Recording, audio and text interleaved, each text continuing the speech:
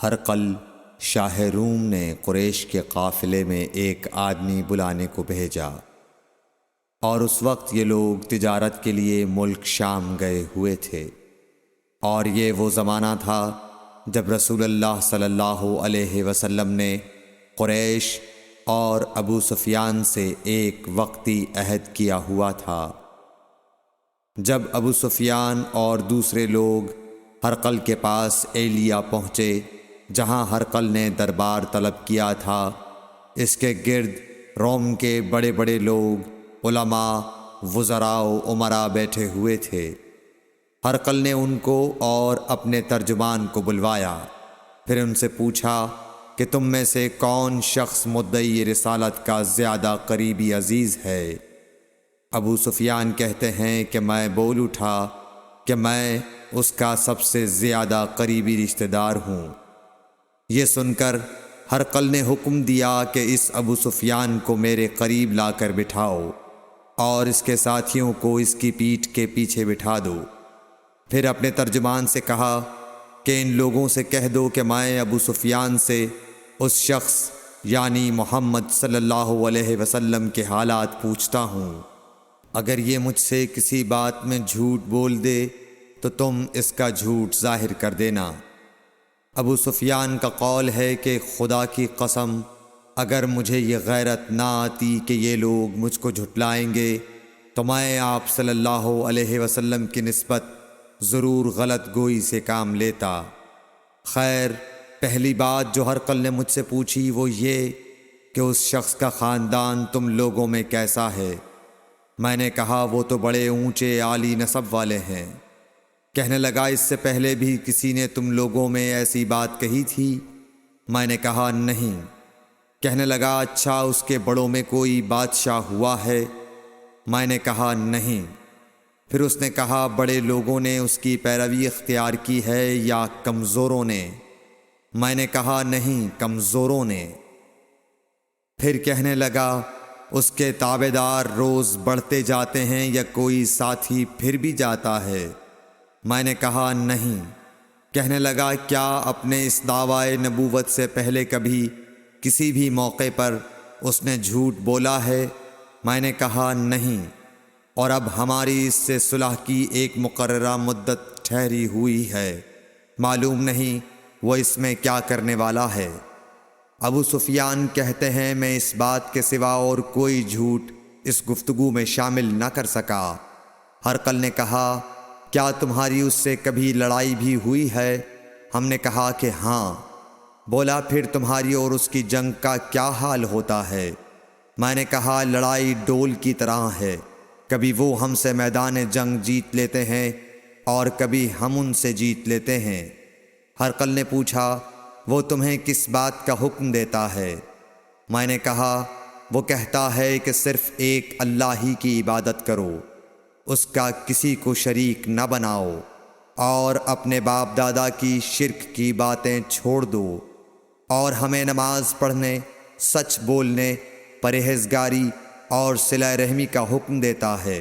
یہ سب سن کر پھر ہرقل نے اپنے ترجمان سے کہا کہ ابو سفیان سے کہہ دے کہ میں نے تم سے اس کا نسب پوچھا تو تم نے کہا کہ وہ ہم سے عالی نسب ہے، اور پیغمبر اپنی قوم میں عالی نسب ہی بھیجے جایا کرتے ہیں۔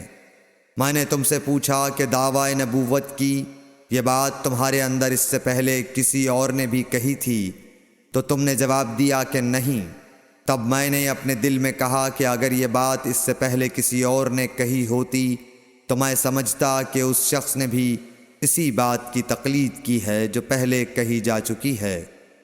میں نے تم سے پوچھا کہ اس کے بڑوں میں کوئی بادشاہ بھی گزرا ہے تو تم نے کہا کہ نہیں۔ تو میں نے دل میں کہا کہ ان کے بزرگوں میں سے کوئی بادشاہ ہوا ہوگا تو کہہ دوں گا کہ وہ شخص اس بہانے اپنے آباء و اجداد کی بادشاہت اور ان کا ملک دوبارہ حاصل کرنا چاہتا ہے۔ اور میں نے تم سے پوچھا کہ اس بات کے کہنے یعنی پیغمبری کا دعویٰ کرنے سے پہلے تم نے کبھی اس کو دروغ گوئی کا الزام لگایا ہے؟ تم نے کہا کہ نہیں۔ تو میں نے سمجھ لیا کہ جو شخص آدمیوں کے ساتھ دروغ گوئی سے بچے وہ اللہ کے بارے میں کیسے جھوٹی بات کہہ سکتا ہے۔ اور میں نے تم سے پوچھا کہ بڑے لوگ اس کے پیرو ہوتے ہیں یا کمزور آدمی؟ تم نے کہا کمزوروں نے اس کی اتباع کی ہے۔ تو دراصل یہی لوگ پیغمبروں کے متبعین ہوتے ہیں۔ اور میں نے تم سے پوچھا کہ اس کے ساتھی بڑھ رہے ہیں یا کم ہو رہے ہیں؟ تم نے کہا کہ وہ بڑھ رہے ہیں، اور ایمان کی کیفیت یہی ہوتی ہے حتیٰ کہ وہ کامل ہو جاتا ہے۔ اور میں نے تم سے پوچھا کہ آیا کوئی شخص اس کے دین سے ناخوش ہو کر مرتد بھی ہو جاتا ہے؟ تم نے کہا نہیں۔ تو ایمان کی خاصیت بھی یہی ہے، جن کے دلوں میں اس کی مسرت رچ بس جائے وہ اس سے لوٹا نہیں کرتے۔ اور میں نے تم سے پوچھا کہ آیا وہ کبھی عہد شکنی کرتے ہیں؟ تم نے کہا نہیں۔ پیغمبروں کا یہی حال ہوتا ہے، وہ عہد کی خلاف ورزی نہیں کرتے۔ اور میں نے تم سے کہا کہ وہ تم سے کس چیز کے لیے کہتے ہیں؟ تم نے کہا کہ وہ ہمیں حکم دیتے ہیں کہ اللہ کی عبادت کرو، اس کے ساتھ کسی کو شریک نہ ٹھہراؤ، اور تمہیں بتوں کی پرستش سے روکتے ہیں، سچ بولنے اور پرہیزگاری کا حکم دیتے ہیں۔ لہٰذا اگر یہ باتیں جو تم کہہ رہے ہو سچ ہیں تو ان قریب وہ اس جگہ کا مالک ہو جائے گا کہ جہاں میرے یہ دونوں پاؤں ہیں۔ مجھے معلوم تھا کہ وہ پیغمبر آنے والا ہے، مگر مجھے یہ معلوم نہیں تھا کہ وہ تمہارے اندر ہوگا۔ اگر میں جانتا کہ اس تک پہنچ سکوں گا تو اس سے ملنے کے لیے ہر تکلیف گوارا کرتا۔ اگر میں اس کے پاس ہوتا تو اس کے پاؤں دھوتا۔ ہرقل نے رسول اللہ صلی اللہ علیہ وسلم کا وہ خط منگایا جو آپ نے وحیہ کلبی رضی اللہ تعالیٰ عنہ کے ذریعے حاکم بصرہ کے پاس بھیجا تھا، اور اس نے وہ ہرقل کے پاس بھیج دیا تھا۔ پھر اس کو پڑھا تو اس میں لکھا تھا، اللہ کے نام کے ساتھ جو نہایت مہربان اور رحم والا ہے۔ اللہ کے بندے اور اس کے پیغمبر محمد صلی اللہ علیہ وسلم کی طرف سے یہ خط ہے شاہ روم کے لیے۔ اس شخص پر سلام ہو جو ہدایت کی پیروی کرے۔ اس کے بعد میں آپ کے سامنے دعوت اسلام پیش کرتا ہوں۔ اگر آپ اسلام لے آئیں گے تو دین و دنیا میں سلامتی نصیب ہوگی، اللہ آپ کو دوہرا ثواب دے گا۔ اور اگر آپ میری دعوت سے روگردانی کریں گے تو آپ کی رعایا کا گناہ بھی آپ ہی پر ہوگا۔ اور اے اہل کتاب، ایک ایسی بات پر آ جاؤ جو ہمارے اور تمہارے درمیان یکساں ہے، وہ یہ کہ ہم اللہ کے سوا کسی کی عبادت نہ کریں اور کسی کو اس کا شریک نہ ٹھہرائیں، اور نہ ہم میں سے کوئی کسی کو خدا کے سوا اپنا رب بنائے۔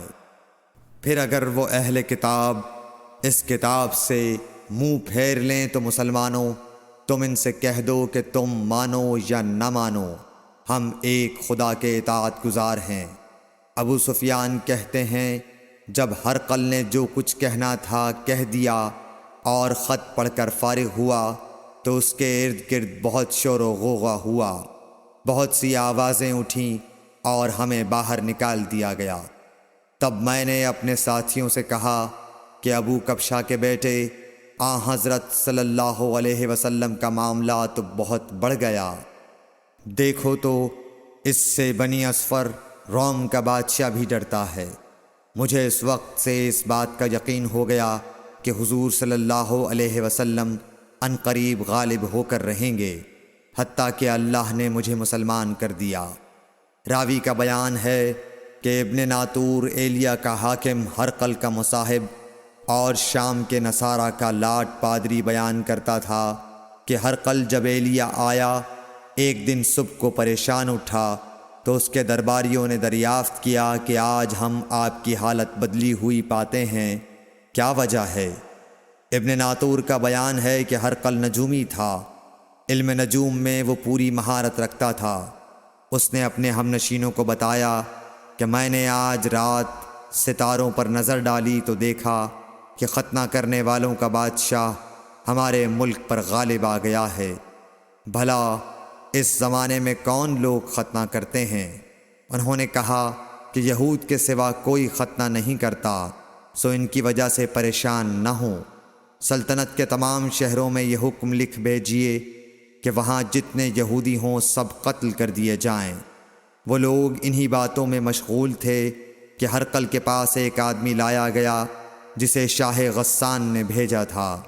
اس نے رسول اللہ صلی اللہ علیہ وسلم کے حالات بیان کیے۔